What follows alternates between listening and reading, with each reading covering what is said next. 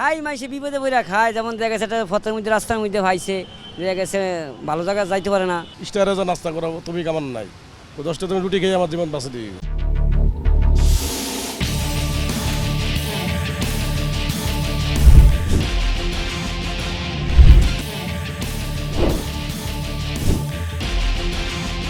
কোন গ্রেডের গ্রেডটা তো যেটাকে মিস্ত্রিরা কি যেটাকে কাজ করে হারা ময়দার তেল চিনি পড়াতে অনেক সময় ময়লা।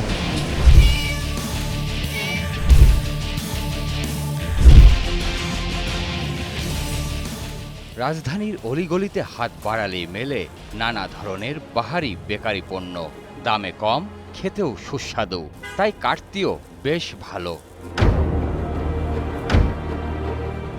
খাই মাইসে বিপদে বইরা খায়, যেমন দেখা গেছে একটা ফতের মধ্যে রাস্তার মধ্যে ভাইছে, দেখা গেছে ভালো জায়গায় যাইতে পারে না। স্টারে যা নাস্তা করাবো তুমি কেমন নাই, 10টা তুমি রুটি খেয়ে আমার জীবন বাঁচে দিয়ে। তবে এসব খাবার কোথায় কিভাবে তৈরি হচ্ছে তার খোঁজ রাখে না কেউই। ক্রেতা বিক্রেতার পাশাপাশি প্রশাসনও যেন নীরব এসব পণ্যের মান নিয়ন্ত্রণে। ঢাকার বিভিন্ন এলাকায় অস্বাস্থ্যকর ও নোংরা পরিবেশে তৈরি হচ্ছে বিস্কুট, কেক, পাউরুটি, পেস্ট্রি সহ নানা ধরনের বেকারি পণ্য।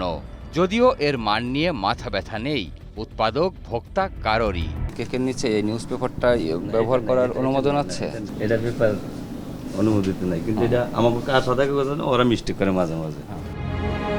অনেক বেকারিতে খাবার তৈরির পরিবেশ দেখলে আটকে উঠতে হয়।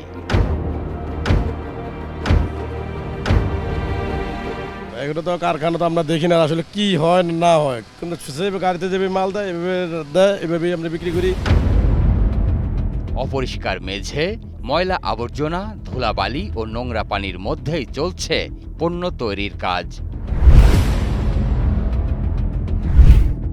নিম্নমানের ও মেয়াদোত্তীর্ণ কাঁচামাল, পোড়া তেল ও ক্ষতিকর রং ব্যবহার করা হচ্ছে অধিকাংশ কারখানায়, যা স্বাস্থ্য ঝুঁকি বাড়িয়ে দিচ্ছে বহুগুণ। এই ভেজালটাই আমরা বেশিরভাগ খাচ্ছি। কোথাও কোথাও খাবার তৈরির স্থানেই দেখা যায় মশা, মাছি ও তেলাপোকার বিচরণ। তৈরির পর সেগুলো সংরক্ষণ ও পরিবেশনের ক্ষেত্রেও মানা হচ্ছে না স্বাস্থ্যবিধি। কারখানার শ্রমিকদের ব্যক্তিগত পরিচ্ছন্নতার বিষয়েও রয়েছে বড় ধরনের ঘাটতি। কারখানায় তৈরি এসব বেকারি পণ্য চলে যাচ্ছে রাজধানীর বিভিন্ন ফুটপাতের দোকান, মুদি দোকান ও ভাসমান খাবারের স্টলে। এই যে বেকারে গাড়ি আছে, ওরা বেকার থেকে দিয়ে দেয়।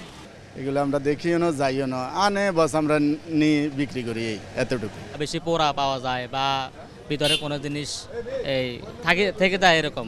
ব্যাচ নাম্বার নেই, ম্যাথ নেই, প্রোডাকশন কোন কোম্পানি থেকে আসছে ওটাও নেই, কিন্তু মানুষ খাচ্ছে। চিকিৎসকদের মতে অস্বাস্থ্যকর পরিবেশে তৈরি এসব খাবার খেয়ে ডায়রিয়া, আমাশয়, জন্ডিস সহ কিডনি ও হৃদরোগের ঝুঁকি তৈরি হতে পারে। সস্তা টক্সিক কেমিক্যাল বেশিরভাগ ক্ষেত্রে কার্সিনোজেন এবং ভারী মেটাল যেরকম লেড, ক্যাডমিয়াম, মার্কারি এসব মিশ্রিত থাকে। এগুলো সাইলেন্ট কিলার হিসেবে কাজ করে, সুতরাং এই খাবারগুলো অবশ্যই অ্যাভয়েড করতে হবে। মান নিয়ন্ত্রণকারী প্রতিষ্ঠান বিএসটিআই এর ভাষ্য, অবৈধ ও মানহীন কারখানার বিরুদ্ধে নিয়মিত অভিযান পরিচালনা করা হচ্ছে। আমরা বেশ কিছু লাইসেন্স দিয়েছি, কিন্তু ওটা হাইজিনিক কন্ডিশন দেখে। হ্যাঁ, এখানে অবৈধভাবে বেশ কিছু প্রতিষ্ঠান করছে। আমাদের ইয়েতে যদি আসে, গোচরে আসে, আমরা অবশ্যই এটা মোবাইল কোর্টের মাধ্যমে ব্যবস্থা নিতে পারব।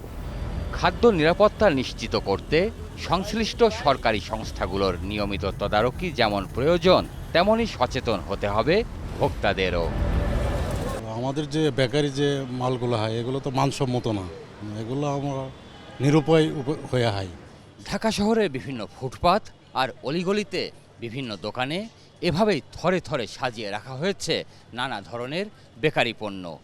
কিন্তু এসব পণ্য যেসব কারখানায় উৎপাদন করা হচ্ছে সেগুলোর পরিবেশ একেবারেই অস্বাস্থ্যকর, যা জনস্বাস্থ্যের ঝুঁকি বাড়িয়ে দিচ্ছে কয়েক গুণ। প্রিয় দর্শক, আপনাদের দুর্ভোগ দুর্দশার চিত্র তুলে ধরতে চাই একুশে টেলিভিশন।